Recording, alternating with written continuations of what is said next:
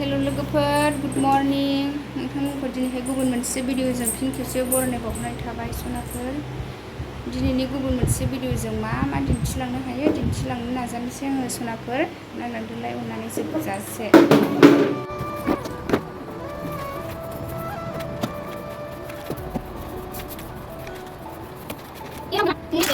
मा फुफुंदों नोङो मा खालामदों बेखौसो फुफुंगासिनो बाबा मा खालामदों नोङो मा नांथाय मावनो गोरोङा सेस बख'नानै दोनजोब्बाय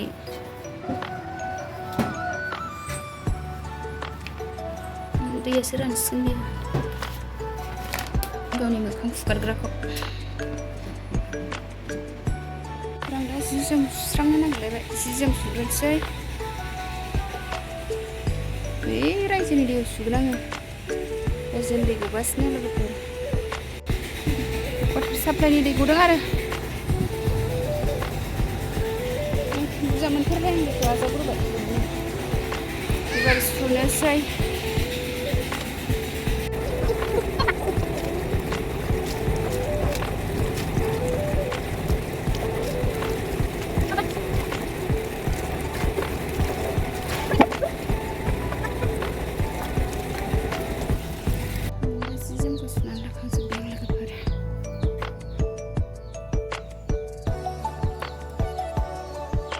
आंहा दिनैहाय अमा बेदर संसै नै अमा बेदरखौ रुख'ग्रोबाय बेखौ आराम सुनोसै नै रुनायाबो जाखाबाय बेदर ओंख्रि जानोसै लोगोफोर आं दा संनोसै आंना थावा दुंबाय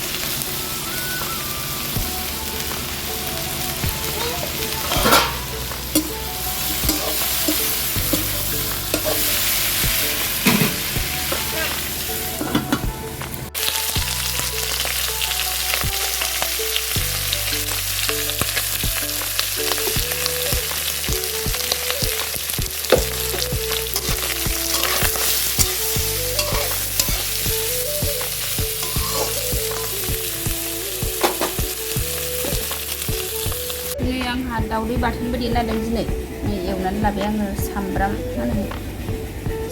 फानलु होनानै एवबाय आङो आरामनो बाथोन देनोसै लोगोफोर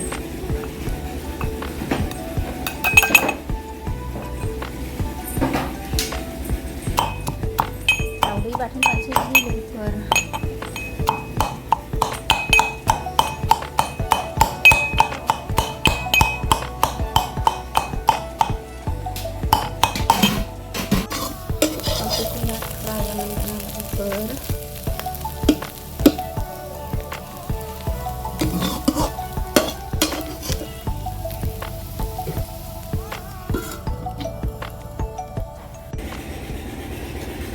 लोगोफोर दालि संबाय आंहा दिनैहाय दालि थाव सेरबाय आरो दालि जल बानायबाय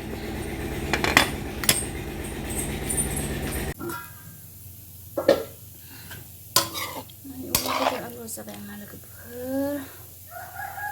मोनजोब्बाय गासिबो नै थास' आथिं जा मोजां मोनबाय आं लोगोफोर नै थास' आथिं खादों आंहा अयथासार बुरजा मोनबाय